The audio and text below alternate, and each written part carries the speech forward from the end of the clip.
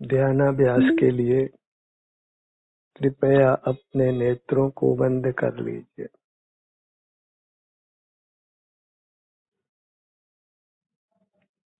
बाहर वैश्विक सुख दुख है जिससे संसार पनपता है। यथासंभव बहिर्मुख नहीं रहना है। हर प्रयत्न करिए, अपने आप को बहिर्मुखता से बचाइए। अपने ही सन्मुख रहिए और अतीन्द्रिय सुख भोगिए। जहाँ विषय सुख है वहाँ और विषय दुख भी है, और जहाँ अतीन्द्रिय सुख है वहाँ दुख का काम नहीं है। अपनी मूर्त से ही जुड़कर रहिए। हर प्रयत्न अपनी मूर्त से जुड़ने का कीजिए। जरा सा भी प्रमाद हमको घोर दुख में डालता है। अत्यंत जागृत रहकर, सावधान रहकर अपनी मूर्त से युक्त रहिए।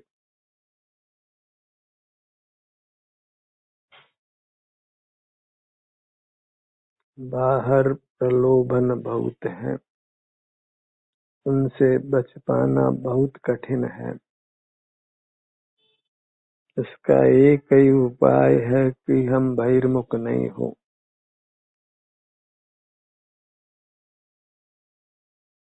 अपनी मूर्त से ही युक्त रहे। इसमें देशना का भी वास्तव में कोई काम नहीं है, क्योंकि यहाँ शब्दों का व्यवसाय नहीं है। निर्विकल्पता है, वीतरागता है।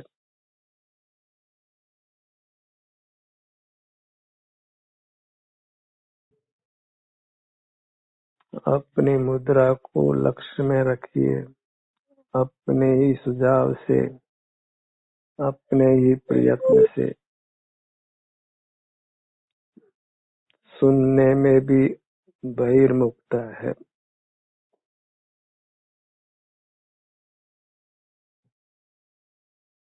इसलिए अपना ही अनुभव करते हुए रहिए।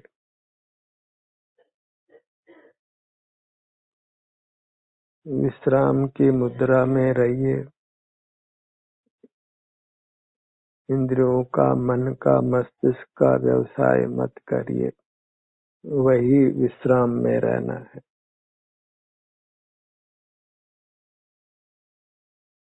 विश्राम की स्थिति में ही आप अपना अनुभव कर सकते हैं।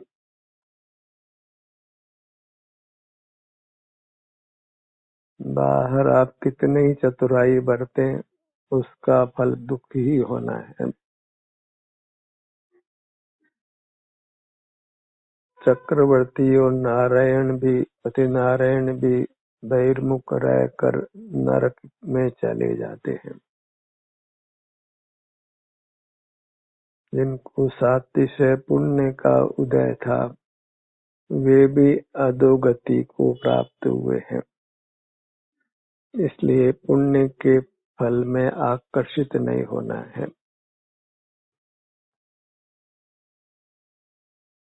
ये इंद्रायण फल के समान है, खाने में स्वादिष्ट लगते हैं पर मृत्यु के कारण बनते हैं।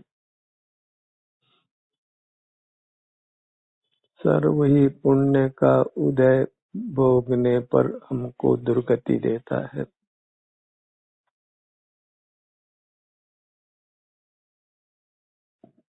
पुण्य का उदय हो तो अपने सन्मुख ही रहिए।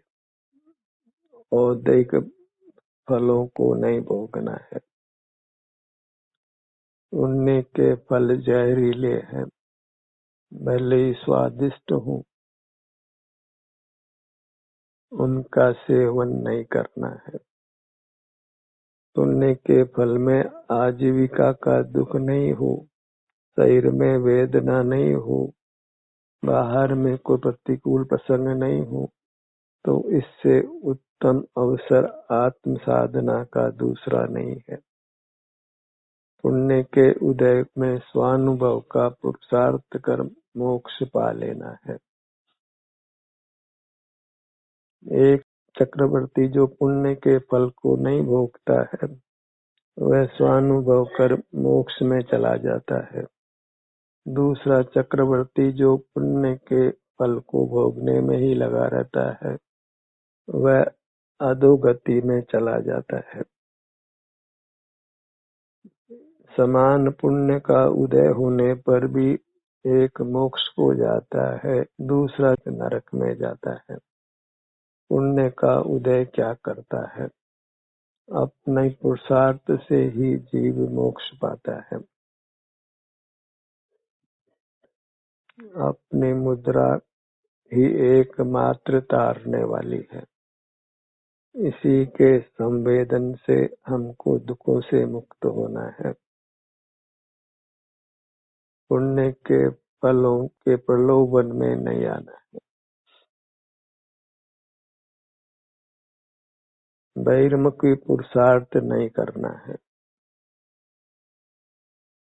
बाहर की होशियारी ही हमको अधोगति में ले जाती है। जितनी भी चतुराई बुद्धिमानी प्राप्त हुई है, उससे अपना अनुभव ही करिए। बाहर के ज्ञान को बिल्कुल काम नहीं लेना है। बाहर के वैभव को बिल्कुल नहीं भोगना है। तभी हम अपने आप को अधोगति में जाने से बचा सकते हैं। सर्व ही पुण्य के उदय में अपना अनुभव करते हुए रहना है।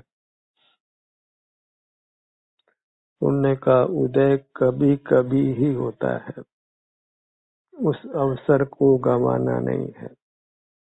यह मनुष्य पर्याय भी पुण्य के उदय से ही प्राप्त हुई है, तो इसमें मनुष्य गति के सुखों को नहीं भोगना है।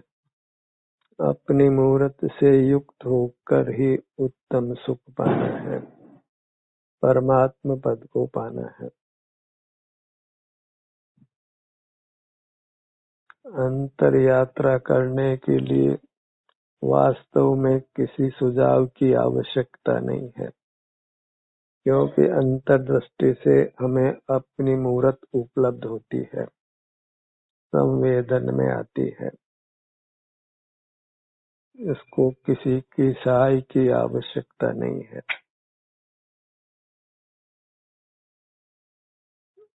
अपनी ही भावना, अपनी इच्छा हमको अंतर्मुख करती है।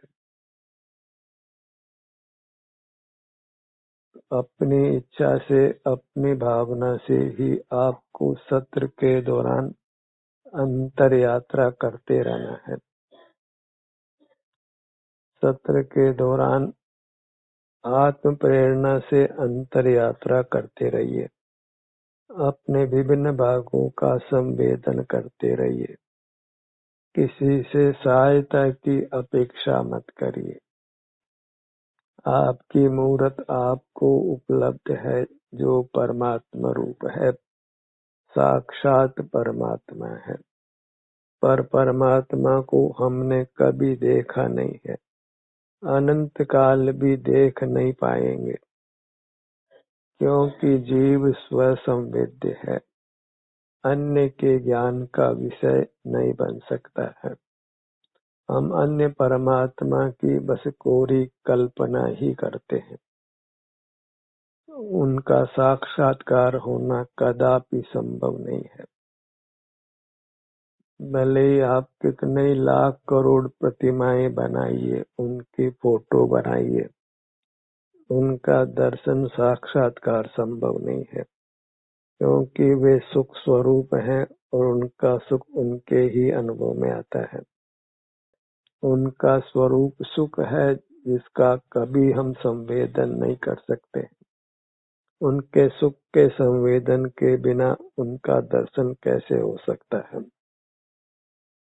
हम अपने ही सुख का संवेदन कर सकते हैं तो अपना ही दर्शन कर सकते हैं,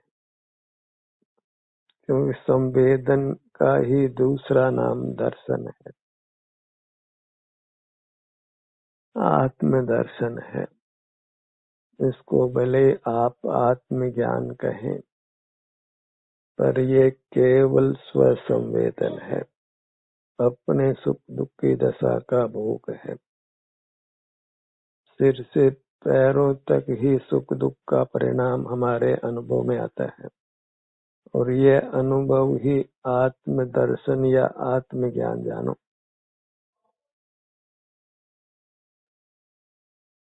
आत्म साक्षात्कार मानो, परमात्म दर्शन मानो। यही परमात्मा से हमारी भेंट है। अन्य किसी परमात्मा के साथ हमारी भेंट कदापि नहीं हो सकती है।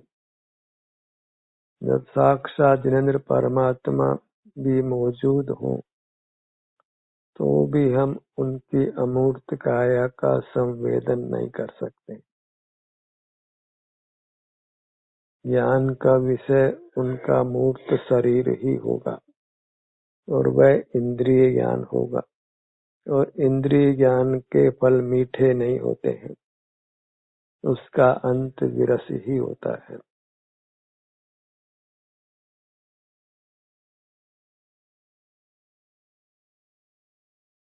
जो स्व संवेदन की देशना मिलती है,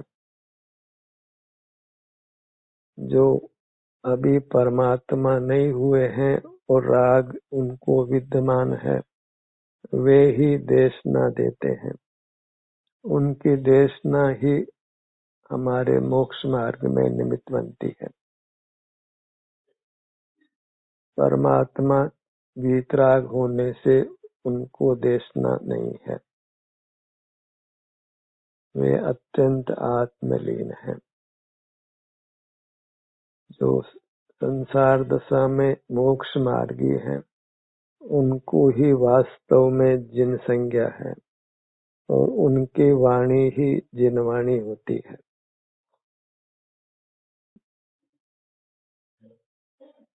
आत्म संवेदन की ही प्रेरणा दीजिए, और आपकी वाणी ही अन्य लोगों के लिए जिनवाणी होगी। वही जिनवाणी का यथार्थ स्वरूप है। वाणी बोलिए तो स्वसंवेदन की ही प्रेरणा दीजिए, या फिर मौन रहिए। अन्य कुछ बोलने का फल संसार ही है।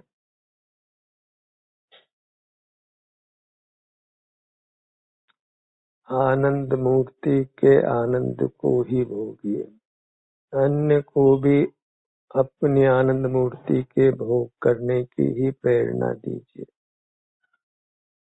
सारा समग्र लोक अपनी आनंद मूर्ति के आनंद को ही भोगे, ऐसी ही भावना करना योग्य है। तो अन्य किसी प्रकार से जीव सुखी नहीं हो सकता है।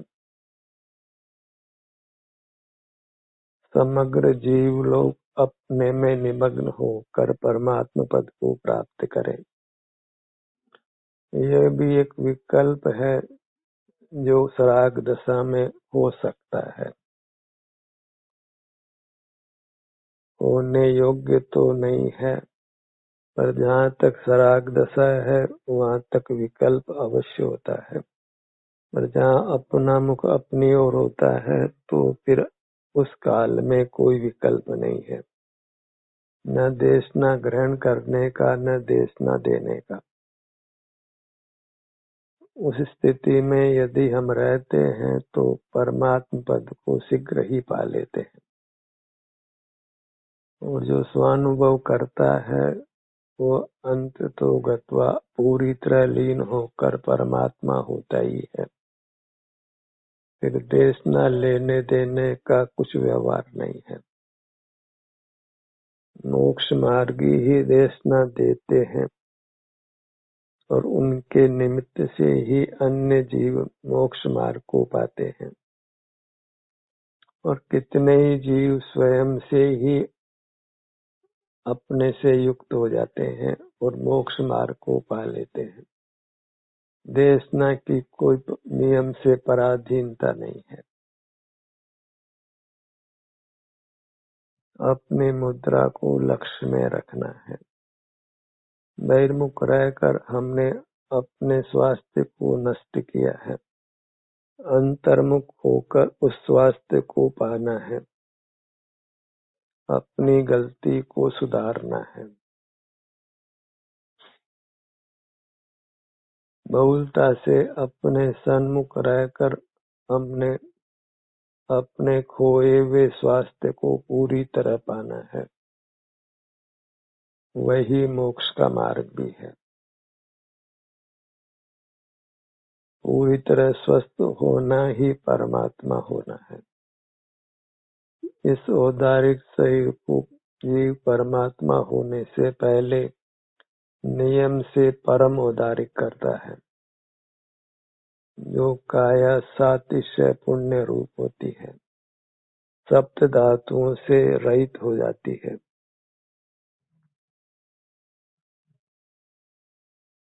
इतना उत्तम स्वास्थ्य प्रकट होता है जहाँ परमानंद ही होता है। तो अपने औदारिक शरीर को परम औदारिक करने का प्रयत्न करना है। परम औदारिक हो या अभी नहीं हो, पर प्रयत्न तो यही करना है कि हमने पूर्ण स्वास्थ्य को पा लेना है। परम औदारिक शरीर ही पूर्ण स्वस्थ होता है। हमें पूर्ण स्वास्थ्य को पाना है। उसके लिए नेत्र बंद कर अपने शरीर से ही रात दिन युक्त रहना है। बहिर्मुखता के पाप से इस प्रकार अपने को मुक्त करना है। वही बहिर्मुखता के पाप का प्रायश्चित है, आलोचना है, प्रतिक्रमण है, प्रत्याख्यान है। वही उपवास है। वही अहिंसा, सत्य, अचौर्य, ब्रह्मचर्य, अपरिग्रह है। क्षमा, मार्दव, आर्जव आदि सभी यथार्थ में उसके साथ ही घटते हैं। स्वास्थ्य को पाने का प्रयत्न करना, वह भी पूरी स्वाधीनता से, अपने आश्रय से, अपना मुख अपनी ओर करके। उसमें कोई मूर्त इंद्रियों की सहाय भी नहीं लेना है। पर पदार्थ जो दूर खड़े हैं उनकी सहायता लेना तो दूर रहो। प्राप्त मूर्त शरीर को भी उपयोग में नहीं लेना है। इसलिए नेत्रों को बंद रखकर अपने स्वास्थ्य की स्थिति का संवेदन करना है। अत्यंत स्वाधीनता से हम परमात्मा होते हैं।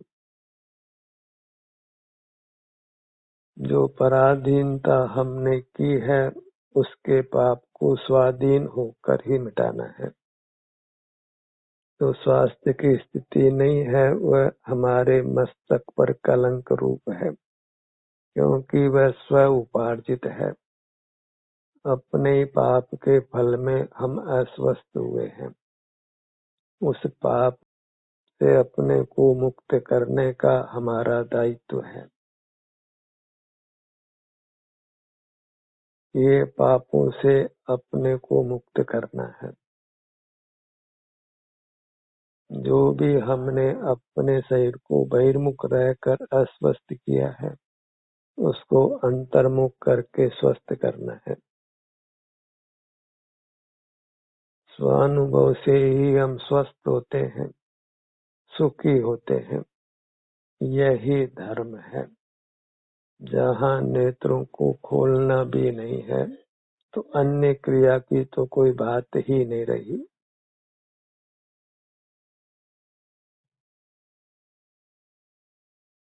गुप्त रहकर अपनी मूर्त को भोगना है।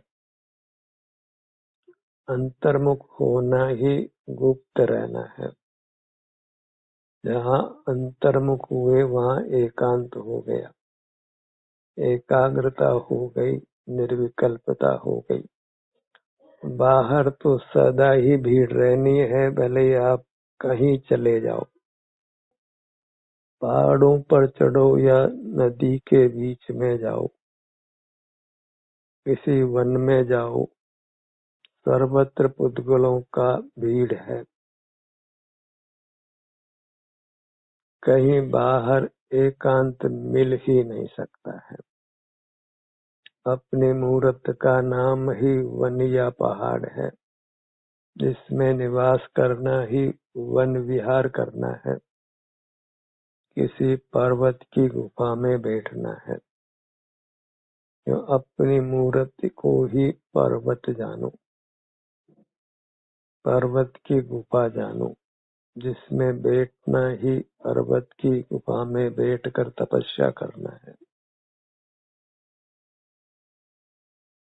क्योंकि धर्मायतन बाहर नहीं है, अपनी मूर्त ही धर्मायतन है। उसी में तिष्ठना है, बैठना है।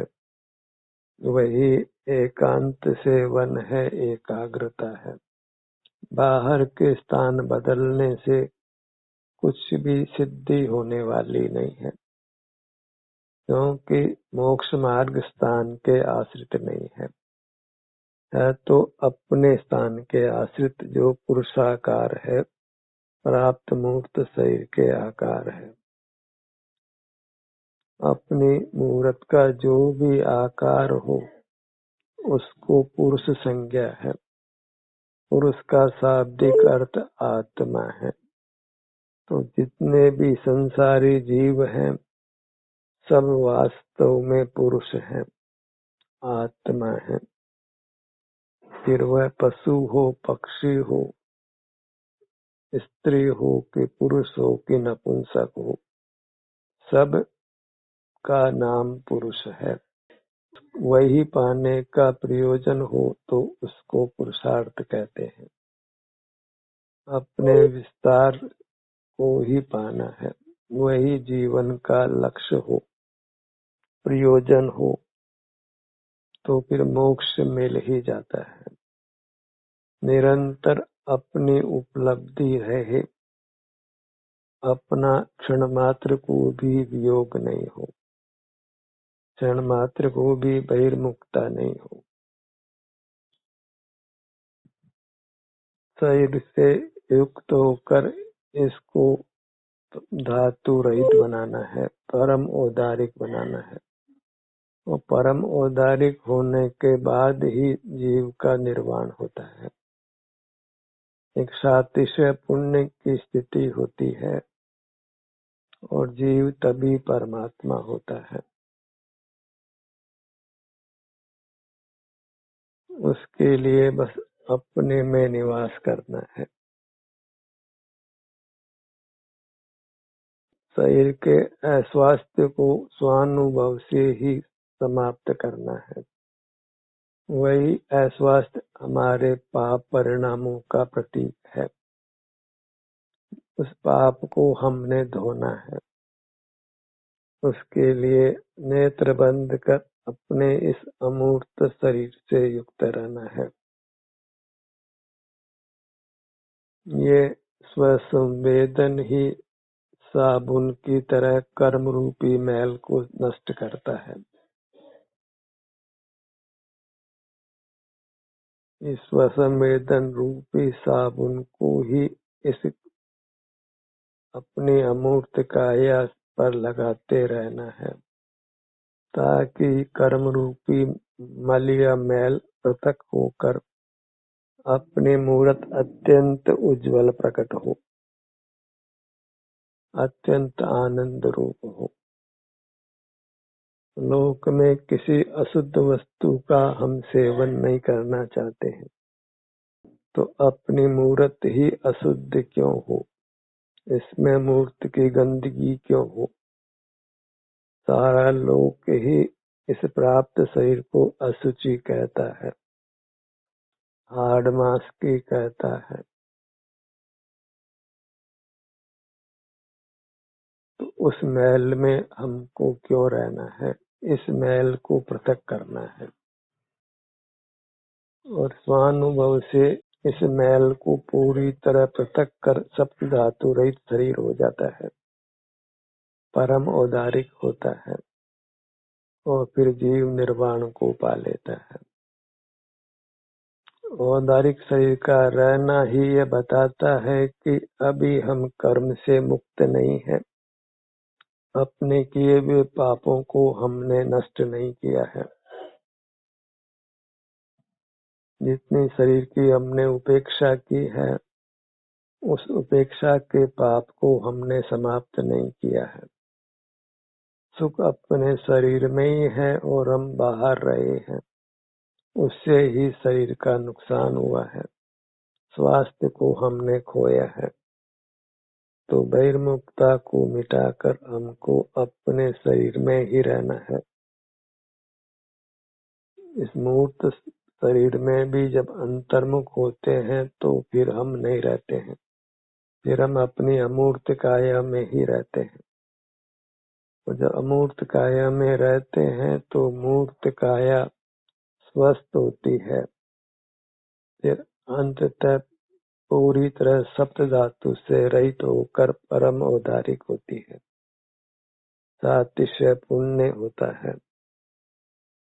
और फिर सातिशय पुण्य की दशा में ही जीव इस मूर्त काया को छोड़कर परमात्मा होता है और यह परम औदारिक काया कपूर की तरह तत्काल ही विलय हो जाती है। नख केश को छोड़कर कुछ भी शेष नहीं रहता है। उसी से लौकिक जन जान लेते हैं कि इस जीव का निर्वाण हो गया, यह जीव परमात्मा हो गया। और फिर जीव उसकी खुशी मनाते हैं।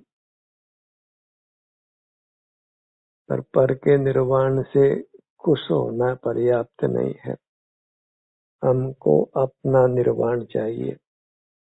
अपनी काया पूर्ण स्वस्थ हो, परम औदारिक हो और यह भी कपूर के तरह लुप्त हो, नख केश को छोड़कर कुछ भी शेष नहीं रहे, हम निर्वाण को प्राप्त करें। ऐसे हमें अपने इस शरीर के प्रति रात दिन प्रयत्नशील रहना है, बाहर कुछ भी प्रयत्न नहीं करना है। एक ही लक्ष्य रखिए कि अपने इस शरीर को पूरी तरह स्वस्थ करना है, सप्त धातु रहित करना है, परम औदारिक कर निर्वाण को पाना है। सकल श्रम अपने सिर से पैरों तक ही करना है, निर्वाण को पाना है। ध्यान का सूत्र यही समाप्त होता है।